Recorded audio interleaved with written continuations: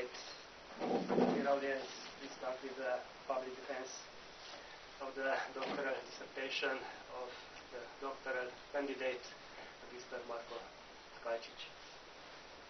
Please sit. My first task to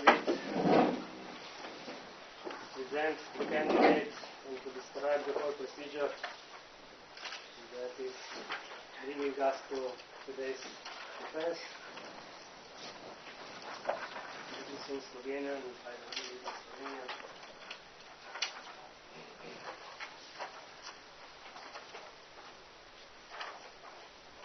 Magister Marko Tkalčič, univerzitetni diplomirani inženir elektrotehnike, se je rodil 11.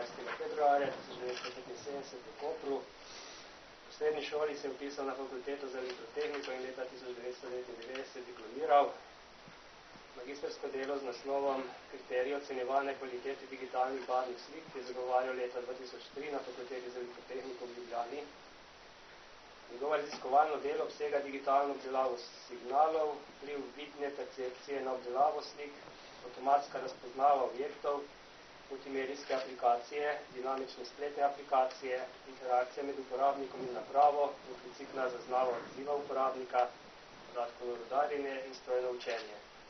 Bibliografija magistra Marka Tkalčiča obsega 2 izvirna znanstvena članka, 30 objavljenih znanstvenih prispevkov na konferencah, in objavljen povzetek strokovnega prispevka na konferenci in samostojni znanstveni sestavek za poglavje v monografski publikaciji.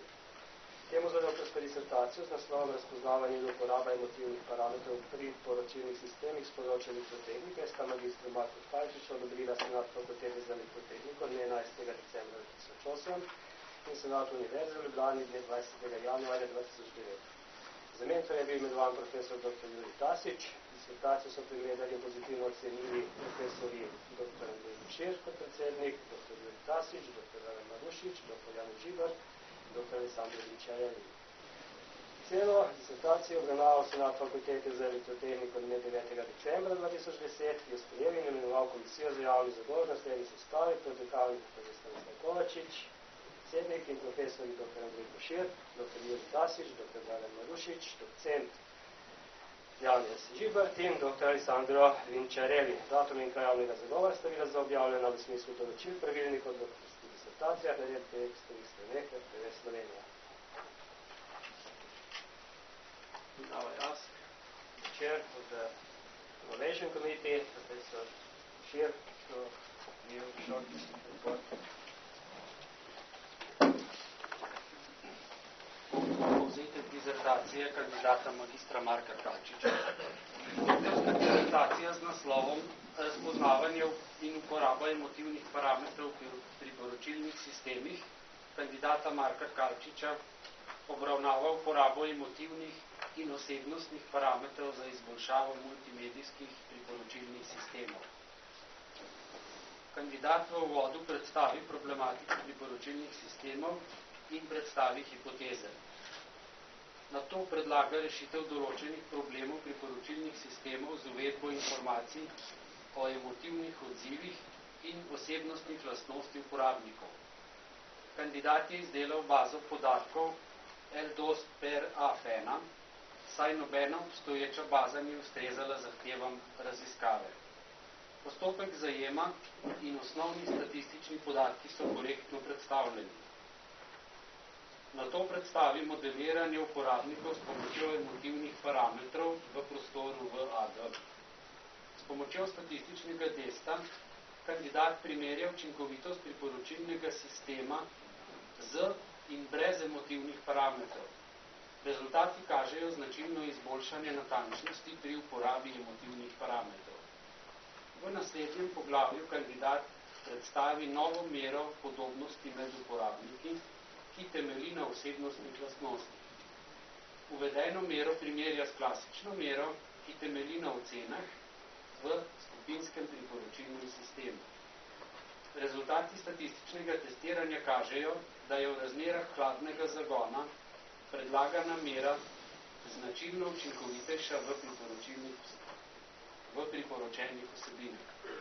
V V zadnjem prispevku kandidat predstavi algoritem za avtomatsko označevanje vsebin z emotivnimi labelami. Gre za postopek razpoznavo emocij iz videoposnetkov obrazov uporabnikov. Kandidat oceni, da zaradi slabe natančnosti algoritma le-ta ni uporaben za labeliranje multimedijskih vsebin za priporočilne sisteme. V zaključku kandidat izpostavi prednosti in slabosti predstavljenega dela in poda smernice za nadaljne delo.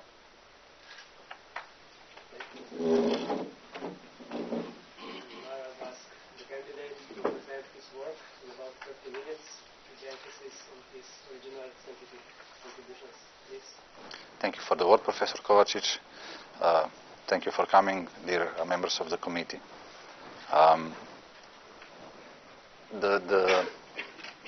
The title of the thesis I'm going to present is the recognition and usage of emotive parameters in recommender systems. The overview of this presentation is going to have three main points. First, I will make an overview of the research area and state the problem statement. Then I will go through all the four scientific contributions one by one, and then I will give some conclusion words on the thesis. Okay, let's start with the overview of the research area and the problem statement. The main focus of the dissertation is the consumption of multimedia items by the user. Okay, a user usually, when he wants to consume some multimedia items, where multimedia items means movies, images, music, and so on, selects these multimedia items from a set of multimedia items that are available.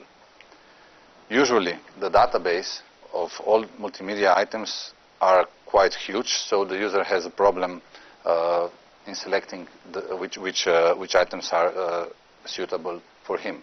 So we have recommender systems that assist the user in selecting the relevant content by making content filtering procedure that automatically extracts a set of items that are suitable for the user based on the profile of the user, on the user's preferences. How does the recommender system does that? By exploiting the feedback from the user, the recommender system collects some knowledge about each single user and then adapts the content filtering algorithm to the specific needs of the user. Now, this is the most general architecture of recommender systems. There are several problems in recommender systems. The biggest problem probably is that the features that are used in the knowledge about each specific users do not account for much of the variance in users' preferences. So it's difficult to predict the user's preferences based on the features that are used in state-of-the-art recommender systems.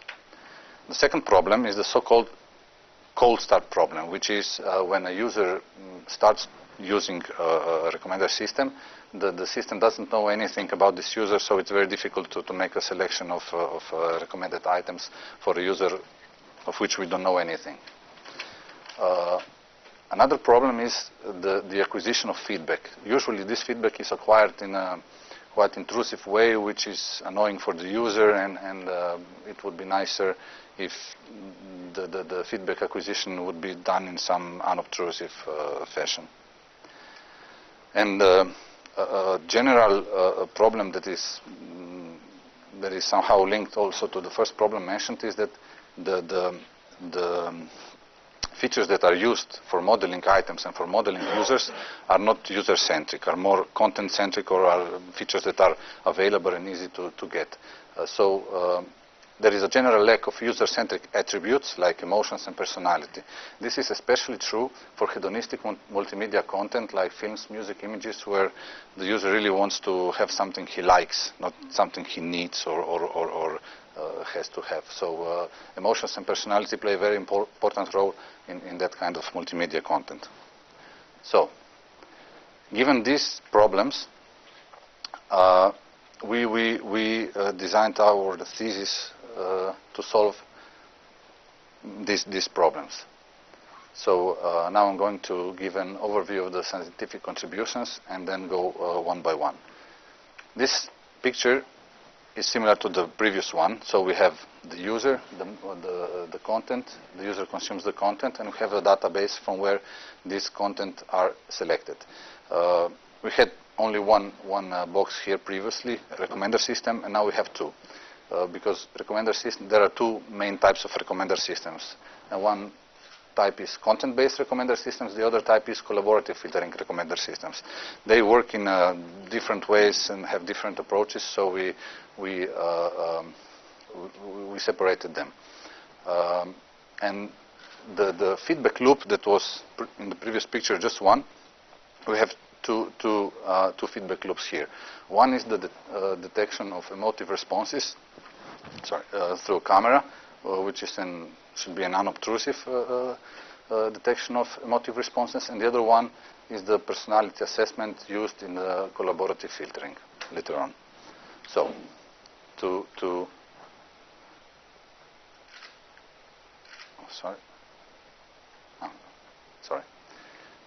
the first scientific contribution is in the content-based recommender system for images, where the hypothesis, the underlying hypothesis, is that the inclusion of affective metadata in a content-based recommender system should improve the performance of the recommender system.